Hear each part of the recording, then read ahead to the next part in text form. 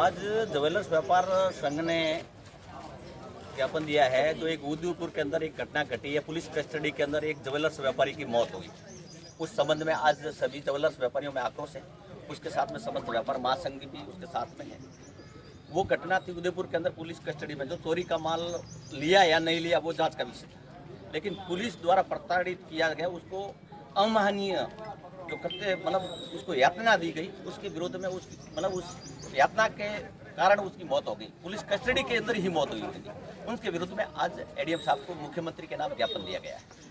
अगर निष्पक्ष जांच और कार्रवाई नहीं हो पाती है तो आगे की आपकी क्या रणनीति रहेगी? उसके सभी व्यापारियों की सहमति से, सभी की राय लेकर के, सभी संगठनों से, पूरे जोधपुर संभाग के अंदर सभी संगठनों की राय लेकर के आगे की रणनीति तय करेंगे।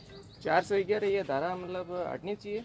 बिल्कुल, ये इस तरह के अगर चोरी का माल किसी को कोई दुकान पर आकर ज्वेलर्स को देता है तो ज्वेलर्स वो पहचान थोड़ा लग सकता है कि भाई ये चोर है और चोर के ये टैग लगा हुआ है।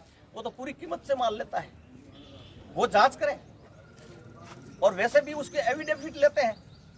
जहाँ ग्राहक आता है उसका आधार कार्ड आप फर्जियात कर दिया सरकार ने, और आधार कार्ड लेकर ही माल उसको देते हैं और माल लेते हैं।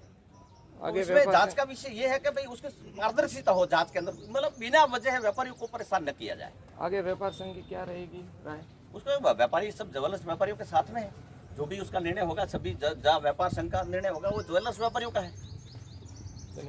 सांसोर व्यापार संघ सभी व्यापारियों के साथ हमेशा बना रहा है। तो हमेशा अगर किसी व्यापारी के साथ कुछ भी गलत तरीके से मारकूट होती है, गलत तरीके से उसको टॉर्चर किया जाता है, और बिना मतलब का एक मात्र चोर के कहने से अगर व्यापारी को मारना, टॉर्चर करना, उसको उठाना और उससे फिर रिकवरी करवाना, ये कहाँ तक कानून है? वैसे कि अभी आगे बताया कि बैंक वाले अगर आपके पास से सोना गिरवी रखते हैं तो 1 रुपये का भी बिल नहीं मांगते, कोई भी सबूत नहीं मांगती।